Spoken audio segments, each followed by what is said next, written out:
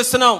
నాయకత్వంలో వచ్చినటువంటి మార్పు, మనకున్నటువంటి నాయకత్వం ప్రజల కోసం ఆలోచించే నాయకత్వం, రాష్ట్రం కోసం, రాష్ట్ర భవిష్యత్తు గురించి ఆలోచించే నాయకత్వం, రేపు రాబోయే తరం గురించి ఆలోచించే నాయకత్వం.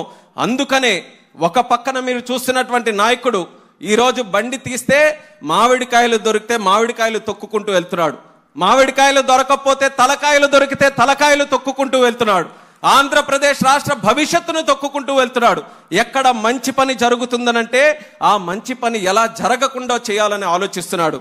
మరొక పక్కన మనకున్నటువంటి నాయకత్వం అందరినీ కూడా కలుపుకొని తీసుకొని వెళ్తూ ఆంధ్రప్రదేశ్ రాష్ట్రమే కాదు, తెలుగు వాళ్ళు ఎక్కడ ఉన్నా, ప్రపంచంలో ఏ మూల ఉన్నా సరే అందరికీ కూడా మన ప్రభుత్వం సహకరిస్తూ ముందుకు నడిపించాలని ఒక గొప్ప ఆలోచనతో చేస్తున్నటువంటి ఈ కార్యక్రమం నిరంతరం కూడా కొనసాగాలి.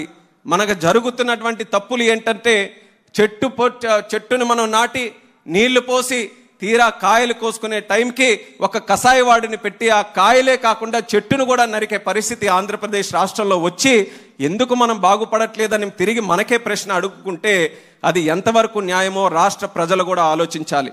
ఇంత గొప్ప నాయకత్వం దేవుడిచ్చిన వరం, ఇంత గొప్ప ప్రభుత్వం దేవుడు ఇచ్చినటువంటి ఒక అవకాశం, ఆ అవకాశాన్ని పూర్తి శాతం మనం సద్వినియోగం చేసుకొని దేశంలోనే కాదు ప్రపంచంలోనే ఒక ఉన్నతమైనటువంటి ప్రాంతంగా ఆంధ్రప్రదేశ్ రాష్ట్రాన్ని తీర్చిదిద్దడానికి మన తెలుగు ప్రజలు, రాష్ట్ర ప్రజలు అందరూ కూడా కలిసికట్టుగా ముందుకు రావాలని ఈ సభాముఖంగా కోరుకుంటూ గడ్కరీ గారికి ప్రత్యేకమైనటువంటి ధన్యవాదాలు కూడా ఈ సందర్భంగా తెలియజేస్తున్నాను.